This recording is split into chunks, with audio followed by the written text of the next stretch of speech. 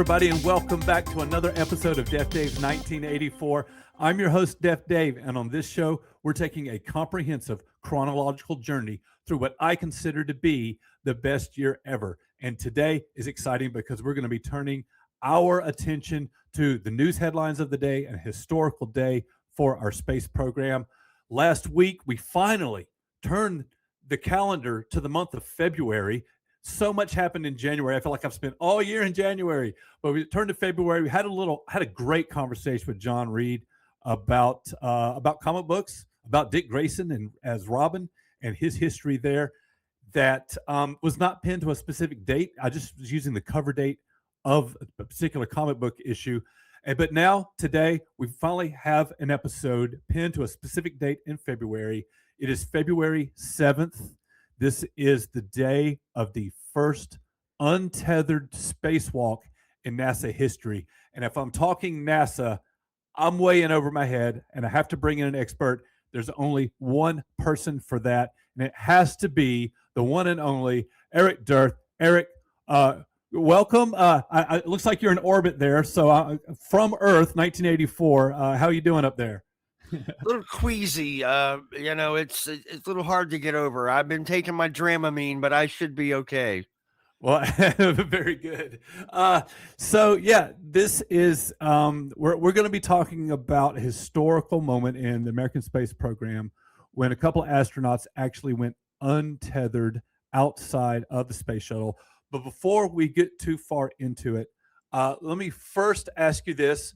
First of all, how did you find me in 1984? Here I am living in the past. You're from the future. How did you find me here? Man, there was this weirdo who showed up with a phone booth. Uh-huh. And I guess he was missing a companion, and I tagged along for the ride. And then he dropped me off at this other weirdo's garage that had some weird-looking DeLorean. Very good. Well, it looks like you got here a couple of different ways all at the same time. A little timey-wimey stuff going on. A little wibbly-wobbly, yep. Well, very good. So let me ask you this, Eric. First of all, welcome to the show. It's the first time we've properly interacted, so it's a pleasure to have you here. Tell me a little bit about your 1984. Like, how old were you? What kind of stuff were you into? Were you already into NASA? I was 14 in 1984, and yes, I was always a fan of NASA and the space program. You know, I grew up on Star Trek syndicated episodes, and that was a very sort of shaping part of my life. Now, I just want everybody to know, when you say you have an expert, I don't work for NASA. I do have a bachelor's in science, but it's trained toward medical. But one of the things I used to love as a kid was model rockets. I used to build and launch model rockets all the time. I was fascinated by science and technology. I always kept up on whatever news stories I could hear. I remember watching the very first space shuttle launch. I believe in 1981, I was in elementary school, and we all gathered around and we all watched it together. So I've always had a deep love of people who risk everything to better our understanding of the universe. I'm a big fan of Stephen Hawking, of Einstein, and I'm a big fan of the space program. And speaking of that, you're telling me about something that you did in 1986. Why don't you tell us a little bit about that? Yes. In, I believe, July or August in 1986, I went to space camp. It was the same year as the very unfortunate Challenger explosion. But I went to space camp that year. I spent a week at space camp, and we did all sorts of incredible things. We got to tour the local space center there in Huntsville, Alabama. We got to see things like the neutral buoyancy tank. We got to experience the simulators. Each team was divided up into specialists, commander, pilot, mission specialist. And on the opposite side of that, we also got assigned ground crew functions. So I was the launch and landing director, and then I was also a mission specialist. We had a full mock-up of the space lab where we actually slept overnight inside during our mission. It was an absolutely incredible experience, and I've actually been looking at going back as an adult. That would be awesome. I can't say that I've shared the same passion with you for the space program. I do definitely. I'm only 1 year younger than you. I definitely remember the day that the Challenger disaster. I remember it well, and what we're going to be talking about today was a Challenger mission. I can tell you this, though, I do have some family connection to the space program. My grandfather was an electrical engineer along the Atlantic coast of Florida in the 60s and 70s, and that's where my dad grew up. And in those space missions in the 60s, they were north of Cape Canaveral, but they were close enough that they could go outside in their front yard and see launches from whenever there's a rocket launch. And as a matter of fact, my grandfather, I mentioned he was an electrical engineer because he worked on the crawler that was used for the shuttles that took it from whatever maintenance bay it usually stays in and takes it to the launching pad. Yeah, the vehicle assembly building. Yeah, from the vehicle assembly building to the launch pad, that crawler that it's carried on was something that my grandfather worked on when they were building it and putting it together. Yeah, that's an amazing piece of machinery. So my dad felt very connected to the space program. It was like a local story for him whenever there was a launch. And so I remember when the space shuttle program got started, it was a big deal around my house because my dad was talking about it a lot. So why don't we segue a little bit into the shuttle program? Like, when exactly did that start? What was the first shuttle? And today's episode is about a Challenger mission. Where is the Challenger on this chronology of shuttles? Well, the shuttle program actually started back in the 70s. NASA was looking for what they called a reusable payload delivery system, something that could function better than just a simple capsule or a single-use rocket. What they wanted was something that could deliver satellites, that could deliver equipment to what would become the International Space Station. Over time, as ideas and plans developed, obviously the military got involved, and the Air Force, the DoD, they wanted something that they could also use to deliver satellites and payload to orbit, which expanded the shuttle program because initially it was designed to be a much smaller craft.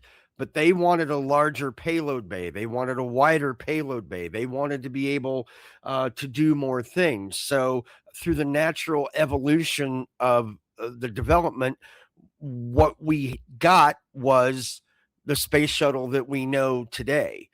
Things started out very differently. Initially, NASA had designed a smaller craft that, if you're looking at this picture, would sit well forward of that first tank, that would look more like an airplane and be reusable. Yeah, that's very similar, I think, to what they initially designed. They wanted a reusable craft that could be easily turned over and ready to go on another mission and save money. That's what they wanted. They wanted budget, they wanted reusability, they wanted functionality and practicality. Yeah. So what you're looking at here is a artist rendition of the X-20 Dinosaur. This was the design for this started in the late 50s and it discontinued in 63, I think it was. But at least some of the same goals were later realized in the shuttle program, because this was the first attempt at creating a craft that would launch as a rocket but land as an airplane and be able to be reused. So I actually work at an Air Force base where that initial design work and theory work was done back in the 50s. So it was interesting to me to learn about this is called the Dinosaur, to learn about this precursor to the shuttle program. So that was that was the big innovation, right? Is to be able to reuse the same craft over and over again. Right. And their initial concepts were they wanted to be independent of any rocket assisted devices. Their very early initial concepts were something akin to, let's say, the U-2 spy plane, something that could launch by itself from the ground and travel at high altitude and then get into LEO, which is low Earth orbit. But it never manifested, and they just had to put a rocket on it. I got you. So do you know, so the Columbia was the first one, right? And yes. So do we know when that one, do you know when the first mission for that was? That was 81. It was 1981. Okay. And I don't have the exact date, but it was 1981. And I remember that one very particularly because the main external fuel tank was painted white. They wanted it to all be, you see in this picture, the main external tank is this brown color, and that's its actual normal color, but they had painted it white to match the solid rocket boosters and the shuttle, but the weight was so overpowered that they couldn't justify keeping up painting that like they did. Oh, wow. The weight of the paint. The weight of the paint. I mean, you're talking, it's hard to imagine how big this is, but it's not like just, putting a coat of paint on your walls. The paint that they used was extremely heavy, and it didn't do really anything for the mission other than to be aesthetically pleasing, as far as I know. Now, there may be other reasons, but they did discontinue that paint scheme moving forward. Wow. Okay, so do we know the first Challenger mission, or when the first Challenger mission was? Yeah, I believe that was STS-6, and I do have a note about that. It was on April 4th of 1983, and it was STS-6. And the reason they launched it, it was deploying the first tracking and data relay satellite. And it was also memorable because it had the first space shuttle spacewalk, not untethered, but it was the first time that anybody left the confines of the crew cabin and went out into space. So it was historic because it was the first time that they ever had a space shuttle spacewalk, but it wasn't untethered. Gotcha. I got you. So now here we are. Let's talk about this mission. The nomenclature for the missions changed, starting with this one that we're talking about today. Okay. So let's I tell you what, before we get into the mission, let's talk about the crew a little bit. What do you have for me on the crew of this mission? Well, obviously there's Bruce McCandless, who is known for doing this. He is a decorated Navy soldier. He flew F-4 Phantoms in the 1960s. In fact, he was on an aircraft carrier and participated in some missions during the Cuban Missile Crisis. But he's also certified on many other military aircraft. He has over, I think, 5,000 hours in various airplanes. And he has a very distinguished family history as well. His father won the Medal of Honor in World War II in Guadalcanal. His grandfather also won the Medal of Honor in 1917 for putting out a fire that could have exploded a munitions storage unit and destroyed the ship. So he comes from a very distinguished military career. No kidding. Grandfather and father, recipients of the Medal of Honor. Yes. And then he goes on to be an astronaut, and wow, oh, man, that is impressive. Yeah. I saw that he was flying Phantoms off the deck of the Enterprise, the USS Enterprise, during the Cuban Missile Crisis. You know, he was also the Capcom for Apollo 11. He was the voice that you hear on the intercom between the flight director and the crew. And for people who don't know, Capcom is short for capsule communication. So when Neil Armstrong was talking back to ground control, it was Bruce he was talking to. Yep, absolutely. That's pretty awesome. All right, that's fantastic. Yeah, Bruce McCandless, he was the guy that I had pegged as being the guy who conducted this Untethered Spacewalk. I know that I've learned since then he was actually not alone in that achievement. Who else you have for me? There was another astronaut, last name Stewart. I think it was Robert Stewart. Yeah. Yeah, and they were both going out together. At one point, Stewart actually, if people are aware of what they call the Snoopy hat, it's the hat that goes over the head that has the earpieces and the microphone that comes in front of their face. I think they call it the Snoopy hat because it's black and white and it looks kind of like your Snoopy from the Peanuts. I don't think they call it that today, but what happened was when he was gearing up for the mission, the chin strap broke. So the two pieces of the hat rode up inside of his helmet. And now his microphone is around his eyebrows and his earpieces are up on his forehead and he can't hear anything. And he's screaming into his microphone. And that was relayed to the Challenger. And I think Ron McNair was the first to hear that. And they had a discussion about it. But I think Stewart was just so excited to get out there and put on the jetpack, so to speak, that they didn't think they needed to notify ground control about it. So they sort of kept it to themselves. And so Stewart the whole time is operating with a malfunctioning headset who can't hear or talk. Okay. Whoa. That's crazy. All right. It sounds like not everything went exactly according to plan with this mission. Oh, no, it didn't. There were other problems. All right. We're going to dig into it. But do you have any? I'm looking at the rest of the crew. Do we know these folks? I don't know.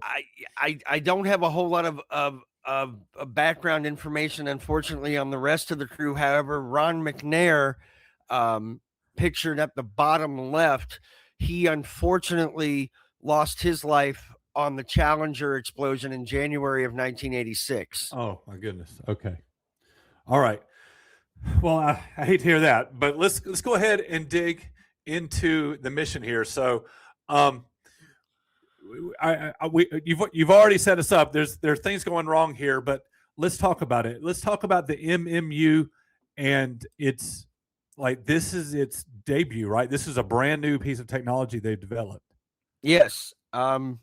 They wanted a portable device that was able to allow the astronauts to leave the shuttle but be independently operating outside of a tether.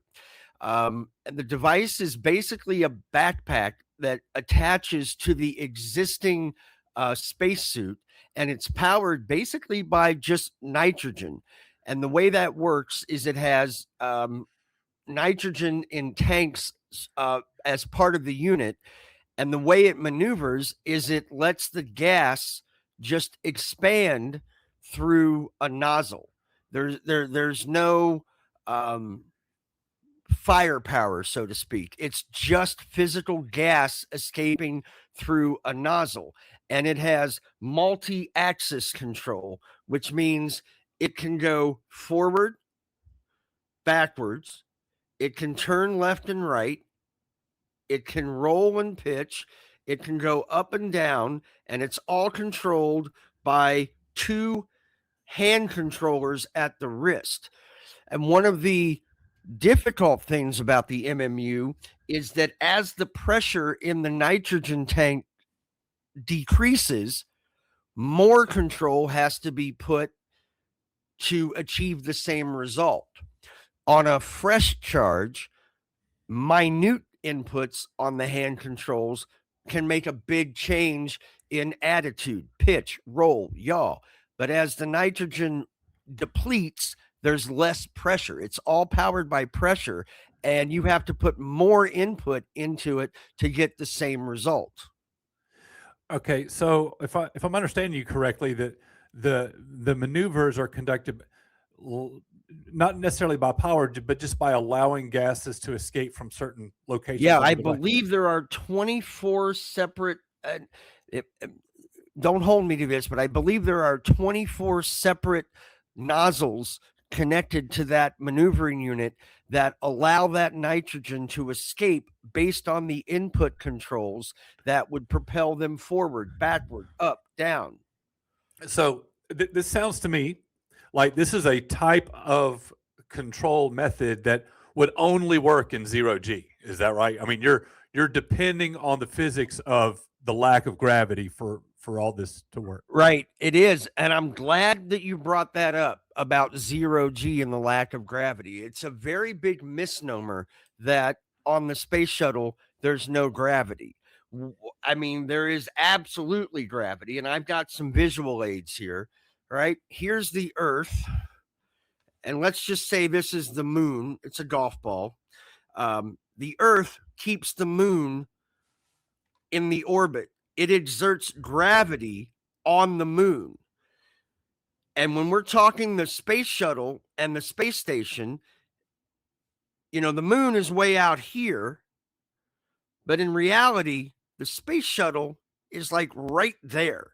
So they have gravity, but they're moving at 17,500 miles an hour. And here's what happens when they train an astronaut, they take them up in a KC 135 turbojet, affectionately known as the Vomit Comet, and they fly in a parabolic arc. They get to the top of the arc and then they drop. So, what they're doing is they're repeatedly flying up and then they're dropping. And it's that sensation of dropping that gives you weightlessness. It's not zero gravity, it's weightlessness. And anybody who's ever been on a big roller coaster and had that big drop notices you come out of your restraint, your hair flies up. And that's the experience of weightlessness. Now, what's happening on the shuttle is when you launch, they never launch straight up. What happens is they launch at this angle and they get themselves into this orbit. My visuals kind of stink here. They're falling. The shuttle is constantly falling toward the Earth. It's constantly falling toward the Earth at 17,000 miles an hour. And for every foot that the shuttle falls, the Earth, because it's round, drops away 1 foot. And so as they proceed around the Earth at that high speed, they are constantly falling toward the Earth. And that gives them the experience of weightlessness.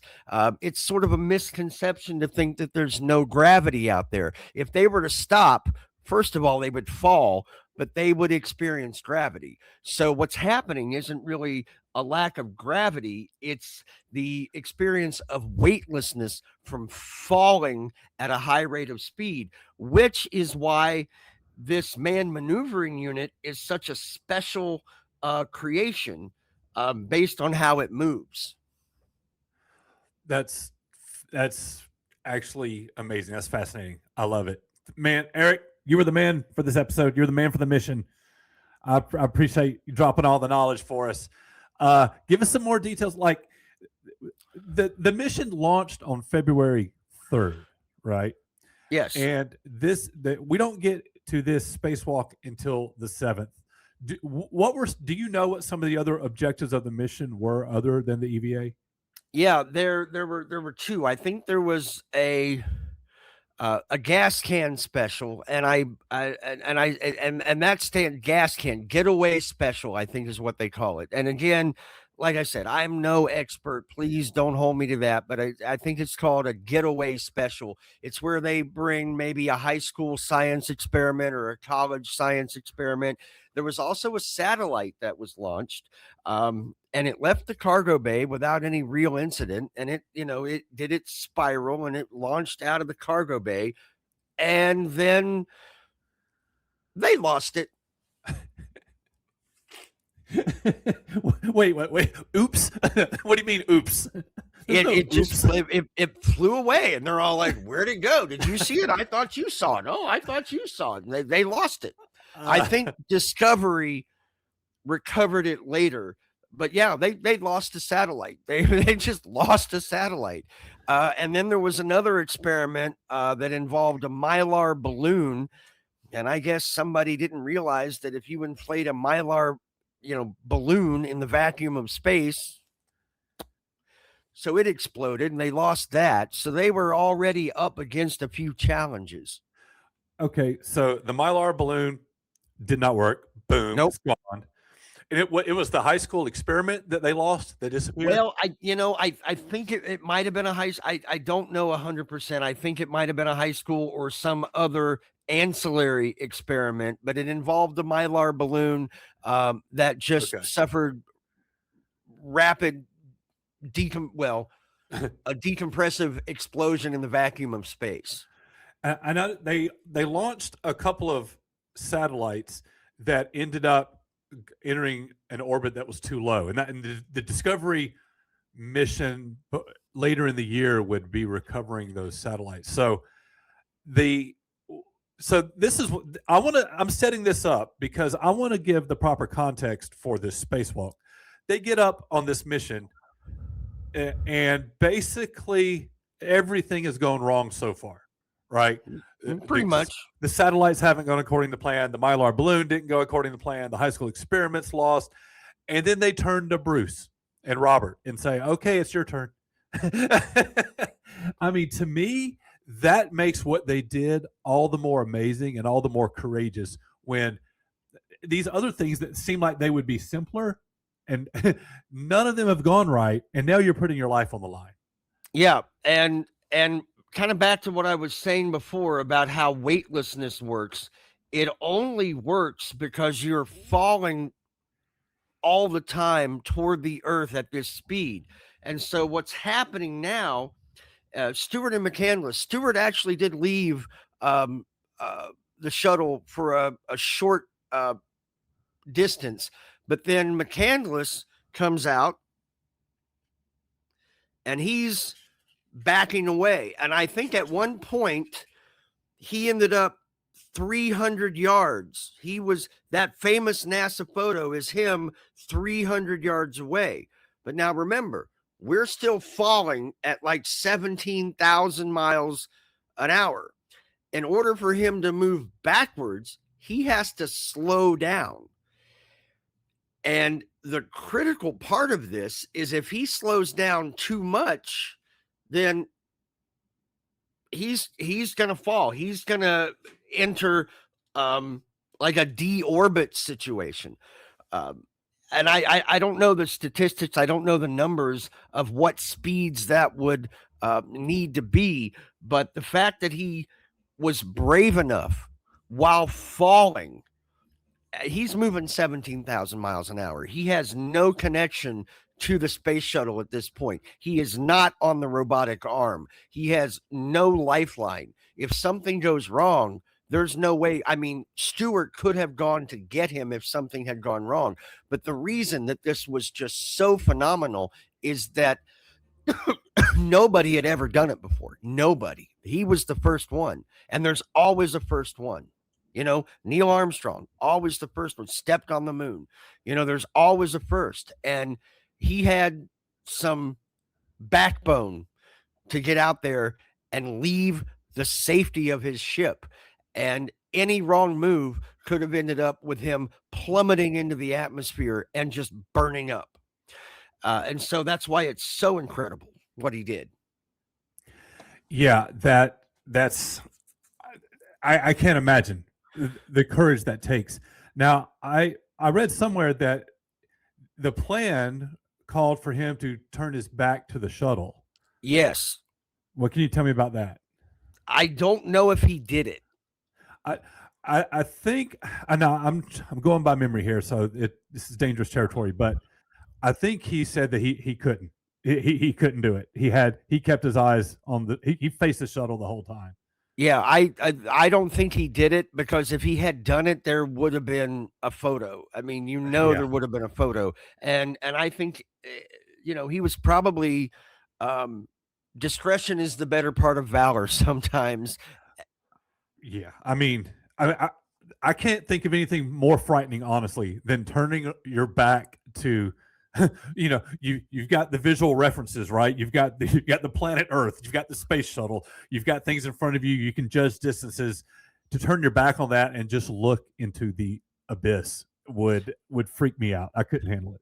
Well, I mean, if you think about how the MMU is maneuverable, um, it would have been an easy process for him to just rotate his axis and face his back to the shuttle.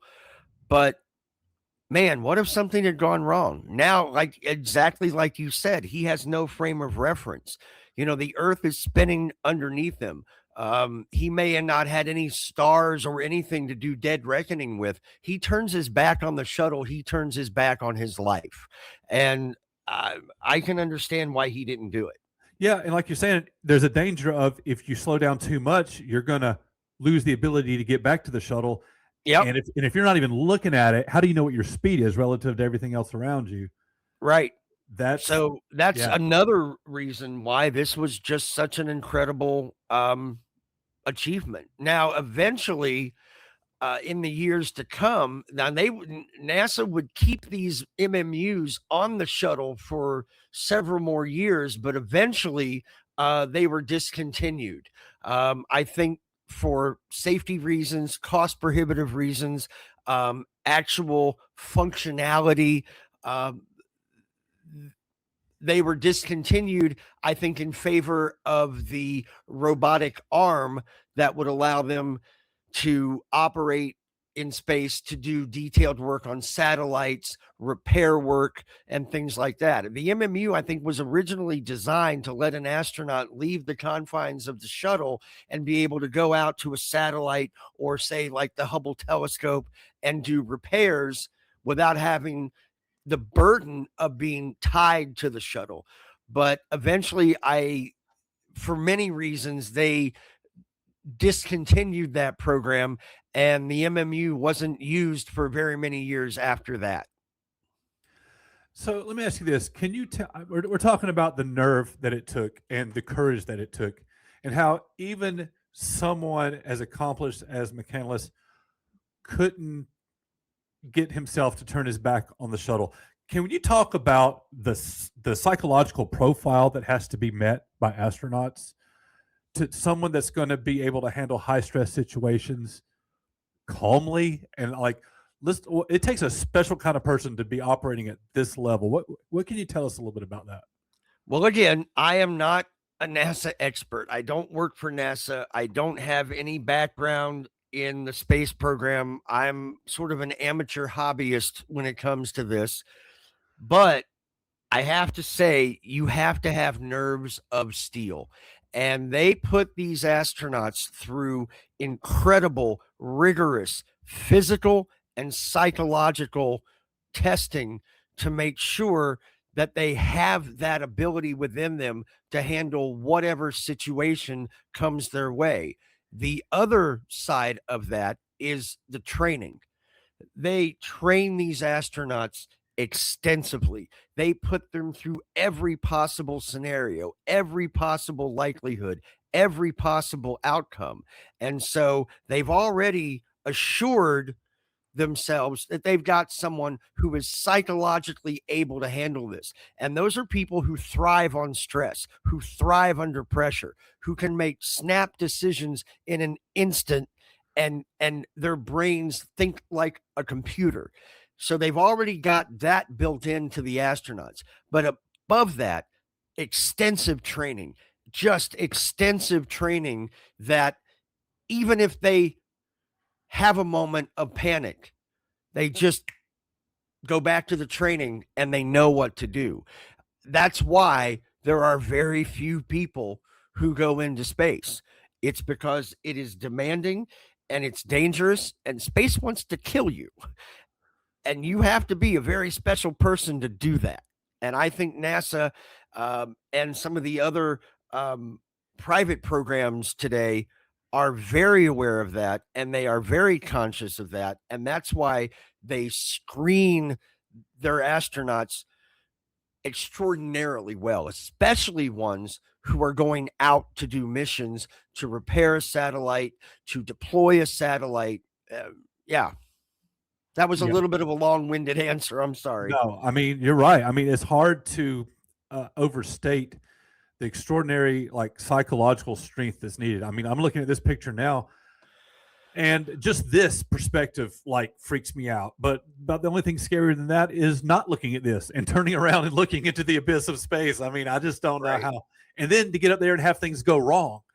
I mean, the bravery and the courage and the confidence and the ability to operate under stress, it's all just seems superhuman to me. I'm not sure how anybody gets it done. So my hats off to everybody who's ever gone through the space program and has made it up there. You got anything else for me on this mission before we round third here? No, I don't think so. I think we covered everything. I did want to give a little explanation about the misnomer of no gravity on the space shuttle, and that's true for the International Space Station as well. And I did that to kind of highlight why it was so dangerous for him to leave the shuttle untethered. But yeah, and then you asked that question. These astronauts, they compartmentalize, they focus, they have hyper focus, they tune everything out but what they have to do. And like the fictional character Mark Watney in The Martian said, you solve one problem, and then you solve another problem, and then you solve another problem, and if you solve enough problems, you get to go home. That's true. The so I guess when you're saying the danger of him getting too far away from the shuttle, the danger was because there was gravity at play, is he would have fallen back into the atmosphere, right? Well, I mean, yeah, he would have had to slow down to a very slower speed. That probably wasn't as likely, but what could have happened was he would run out of nitrogen and not be able to get back to the shuttle.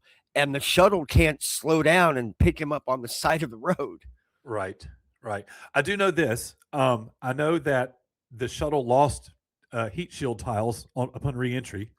I think there were 4 or 5 different lower belly tiles that they left. So again, things continue to go wrong throughout this mission, which only makes the spacewalk even more amazing.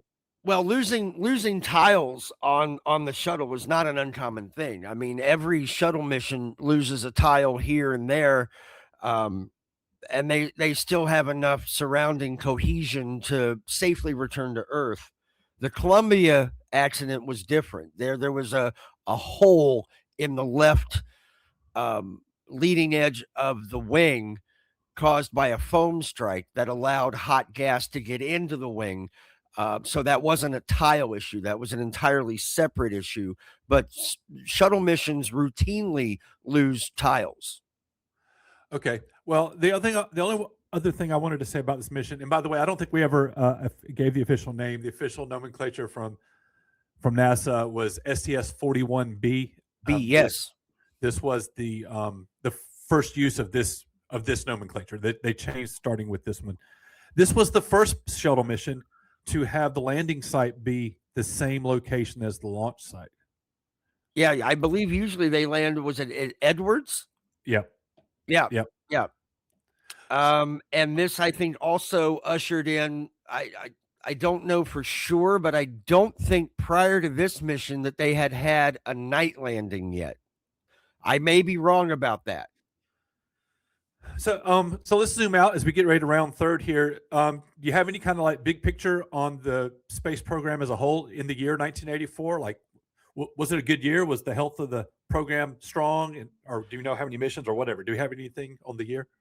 I think in 84, yeah, things were going strong. NASA, even though they, I think, went over budget with the shuttle, I don't think they realized in the beginning how much it would cost to keep refurbishing and maintaining the shuttles for further missions. But I think they had a great year.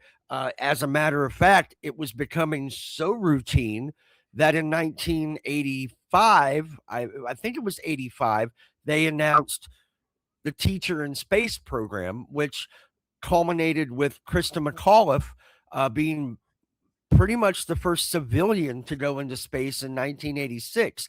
That's how routine in this time period everybody felt. So they were moving forward. They had goals. They were moving forward, and it was a good year, and it was a good outlook for the space program. Yeah, I guess if you're getting to the point where you're taking civilians up, you're feeling pretty confident, I guess, about what you've got going on. Right. Unfortunately, we know that this is the Challenger's fourth mission, and we know that it would end tragically. But all right, Eric, I think that just about does it. Unless you got anything else for it, I think we can wrap it up right there. Man, thank you so much for coming on here and lending not just your knowledge, but your enthusiasm and passion for this, and just kind of laying it out for us, and just like helping us get our heads around just what an amazing accomplishment that this was. I know that the Discovery makes its maiden voyage before 1984 is over. It happens late in the year. As a matter of fact, I think they're going up to clean up a mess from this mission. Yeah. But you look into that. If you think there's enough there, do an episode on it. I'll have you back in my fourth season, and we'll do another. We'll do an episode on the Discovery if you think there's enough there. But man, I thank you for being the NASA expert for DefDave's 1984. Well, all right. I'm an amateur expert. Like I said, I don't work for NASA. I don't work for the space program, and I'm sure that some of the listeners are going to hear things I said and be like, man, that guy's off his rocker. But I do appreciate you having me on. This was a great opportunity, and I thank you. Well, I don't live very far away from Huntsville. So if you decide you're going to go back to space camp, let me know. I'll run down there and take you out for tacos or something, man. How's that sound? Yeah, I'm looking at programs in August and September for the adult group. And one of them actually puts us in scuba gear and down into the neutral buoyancy tank. Nice. So I think I'd be cool with that. Awesome. All right, man. Well, I tell you what, why don't you hurry up, get back in your DeLorean or get back in your TARDIS, get back to 2026 so you don't miss space camp. And I will talk to you later, sir. All right. All right, man. See ya. All right. That was Eric Dearth signing off for us, man. Eric, thank you so much for coming on the show and telling us all about this incredible mission that Bruce McCandless and Robert Stewart went on with the Challenger, the rest of the Challenger crew. Folks, come back next week. It's time to grab your skates and your skis. We're heading for a country that doesn't exist in the future, but it exists in 1984. We're going to Yugoslavia, specifically Sarajevo, Yugoslavia, for the 1984 Winter Olympics. Coming onto the show to help me talk about it will be Brad Sorensen, one of the hosts of the Pop Culture Yearbook podcast. I hope that you will join me then for the next episode of DefDave's